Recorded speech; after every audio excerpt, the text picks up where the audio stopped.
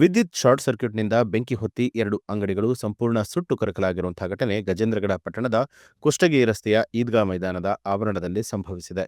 Short ಸರ್ಕ್ಯೂಟ್ನಿಂದ ಗಾದಿ ಅಂಗಡಿಗೆ ಬೆಂಕಿ ತಗುಲಿ ಪಕ್ಕದ ಎಲೆಕ್ಟ್ರಾನಿಕ್ ಅಂಗಡಿಗೂ ಕೂಡ ಪಸರಿಸಿದೆ. ಮಕ್ತುಂಗ್ ಸಾಬಾ, ನದಾಫ್, ಉಸ್ಮಾನ ಗೋಡೆಕಾರ ಇವರಿಗೆ ಸೇರಿದ ಅಂಗಡಿಗಳಲ್ಲಿನ ಪೀಠೋಪಕರಣಗಳು, ಗಾದಿಗಳು, ಬೆಲೆ ಬಾಳುವಂತಹ ಕಿಟಕಿ ಸಾಮಗ್ರಿಗಳು ಸೇರಿದಂತೆ ಇನ್ನಿತರ ಅಪಾರ ಪ್ರಮಾಣದ ಬೆಲೆ ಬಾಳುವಂತಹ ವಸ್ತುಗಳು ಬೆಂಕಿಗೆ ಆಹುತಿಯಾಗಿದೆ.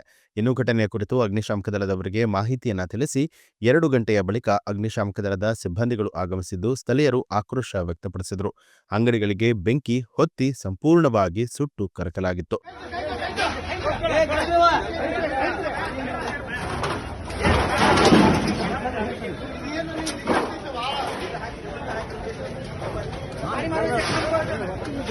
पकड़ा मुझे ये तगड़ा बहुत गर्म है